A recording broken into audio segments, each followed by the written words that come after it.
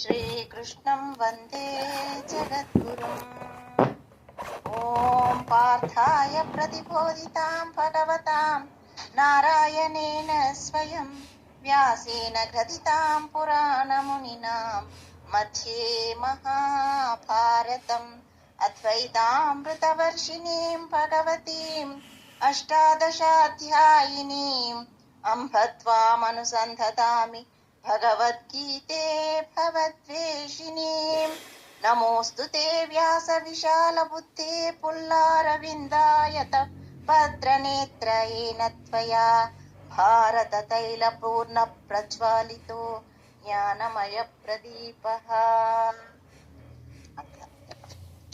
सर्वमङ्गलमाङ्गल्ये शिवे सर्वार्थसाधके शरण्ये त्र्यम्बके देवी नारायणे नमोऽस्तु ते।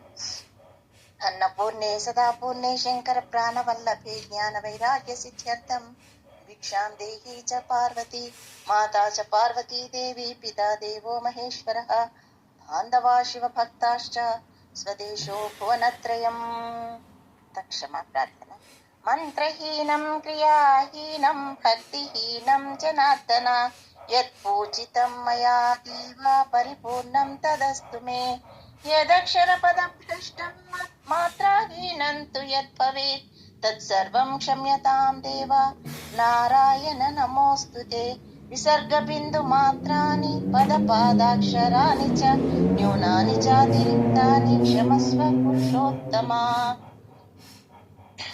कायेन वाचा मनसेन्द्रियैर्वा बुद्ध्यात्मना वा प्रकृते स्वभावात् करोमि यद्यत् सकलं परस्मै नारायणायेति समर्पयामि। श्रीमन्नारायणायेति समर्पयामि। सर्वे भवन्तु सुखिनः सर्वे सन्तु निरामयाः सर्वे भद्राणि पश्यन्तु मा कश्चित् दुःखभाग् भवेत्। ॐ अच्युताय नमः। ॐ अनन्ताय नमः। ॐ गोविन्दाय नमः। ॐ अच्युताय नमः। ॐ अनन्ताय नमः। ॐ गोविन्दाय नमः।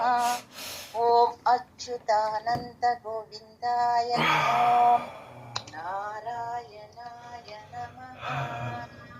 ॐ पूर्णमदः पूर्णमिदं पूर्णात् पूर्णमुदच्यते पूर्णस्य पूर्णमादाय पूर्णमेवावशिष्यते। ॐ शान्तिः शान्तिः शान्तिः। सर्वं श्रीकृष्णार्पणमस्तु।